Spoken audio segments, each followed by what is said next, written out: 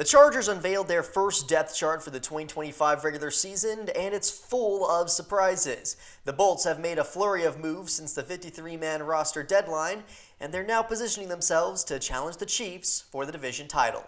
What's up, everyone? I'm Sam Peña, a Bolt fan in the Berg for Chargers Digest, where we talk about all things Lightning. Today, we're going to talk about the Chargers' first depth chart, where the team looks strong, maybe some of the weaknesses, and also how the team might be changing as the season progresses. So, let's talk about it. Let's start with the offense. This is something that's always been a question mark for the Chargers since Greg Roman took over as the offensive coordinator. The quarterback room is simple. Justin Herbert is going to be leading the charge unless something catastrophic happens. In the tight end room, we have Omarion Hampton and Tyler Conklin. Those two have pretty much cleared out their roles. And then Tucker Fisk is going to be the primary blocking tight end along with Will Dissly. There's some promise in that position group for the most part. I think it's going to be a two-headed attack with Conklin and Gadsden. But where things start to get a little bit trickier is the running back room. Obviously, the Chargers signed Najee Harris from the Pittsburgh Steelers in the offseason, and then they drafted Omarion Hampton in the first round out of North Carolina. Now, normally when you draft a running back in the first round, that means that he's going to get a lot of playing time. But when you look at the first depth chart, Najee Harris is listed ahead of him. An interesting decision, especially since Harris is still dealing with an eye injury that he suffered from that 4th of July fireworks accident. But the Chargers seem to have confidence that Harris is going to be available week 1. Joe Hortiz said as much. Harbaugh, though, only called it a possibility. But I do think that Harris will be ready for week 1 for one simple reason. The Chargers have only kept 3 running backs. I don't think Jim Harbaugh would have been okay with only 3 running backs on the roster if he didn't feel as if Najee Harris was going to be ready to go in week 1. But the fact that Harris is ahead of Hampton is a little bit of a question mark to me. You would think that with Hampton being the first-round pick, he would be the guy ahead of Harris. But I think this also has something to do with seniority as well, since Harris has been in the league for so long. Most pundits are predicting that Hampton is going to be very successful for the Bolts this year, especially since he's going to be going to a Greg Roman offense, which is known for running the football. In fact, several sources have Hampton picked as their Offensive Rookie of the Year in 2025, including ESPN's Dan Graziano. Graziano said that although Harris should still be in the mix once he's back and fully healthy, and that could be in time for week 1, despite what offensive coordinator Greg Roman has been saying, I think Hampton is in line for a major role as a starter for the Chargers. Sports Illustrated's Gilbert Manzano also predicted that Hampton would be the Rookie of the Year and also predicted that he would lead the league in touchdowns in the 2025 season for rookies. He went on to say, I'm going to roll the dice here with a rookie running back, but we can at least count on Coach Jim Harbaugh and offensive coordinator Greg Roman to run the football at a frequent rate and not mess around near the goal line. I mean, the Chargers didn't spend a first-round pick on Hampton to have him split snaps with Najee Harris. Greg Roman has also gone out of his way to praise the young rookie running back, saying that he's just getting better at everything.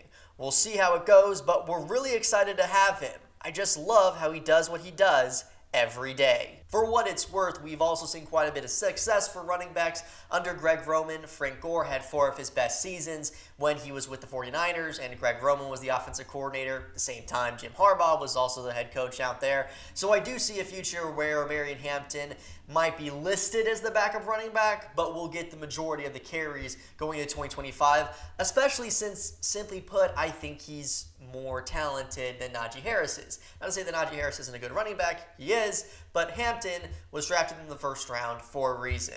Where I think we see more of the question marks is at the offensive line position. Taking a look at the depth chart there, the starters seem pretty set, but you'll notice that the only tackle that's listed as a backup right now is Austin Deculus. Now, there have been a lot of moves that have been made by the Chargers on the offensive line in just the past few days. First of all, they traded a pick for Deculus.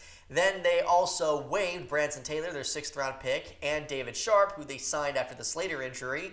Then they re-signed Taylor to the practice squad along with Sharp, then waived Sharp, then re-signed him again to the practice squad. A lot of movement that's going along in the offensive line, which makes me think pretty simply the Chargers don't know what their offensive line is going to look like by the end of the season. It could be because of injuries, or more likely it could be because of inconsistent play. We know that Joe Alt is going to do a solid job at one tackle spot. We believe Becton will hold down the right guard position very well. However, everything else is a bit in flux. Zion Johnson has been inconsistent his entire career, even though he was taken in the first round. Bradley Bozeman, we know what he brings to the table. He's a solid run blocker, great locker room presence, a team captain, but he struggles when it comes to pass blocking. And then at the right tackle spot, Trey Pipkins has been up and down, mostly down for the majority of his career. Now he's shifting back to tackle after a year at guard. That's going to leave a lot of question marks for the Bolts. And now you have Austin Deculus, who's never been a full-time starter. In fact, he's barely played in the regular season, being the main backup tackle. That said, Deculus has looked pretty good in the limited action that he's received, especially as a pass blocker, having a 74 grade from Pro Football Focus. He also played quite a few snaps in the preseason as well, and barely gave up any pressures and only 1 sack during that time. Granted, that was against backups. As a whole, I think this is the position, though, that's going to see the most turnover throughout the season. Joe Hortiz always talks about churning the bottom of the roster. You're going to be seeing that quite a bit on the offensive line in 2025. Lastly, taking a look at the receiver depth chart, I think this is pretty straightforward. You have McConkey as one starter, Quentin Johnston on the other side, and then Trey Harris, Keenan Allen, Darius Davis, and Keandre Lambert-Smith as the backups. I think this is a position that is going to change as the year goes on. I think it's going to be whichever one of the three of Keenan, Keandre, or Trey steps up. In my opinion, I think Keandre Lambert-Smith has shown the most promise so far amongst these receivers, but don't count out Trey Harris, who I think has all the talent and tools they want for the X receiver position.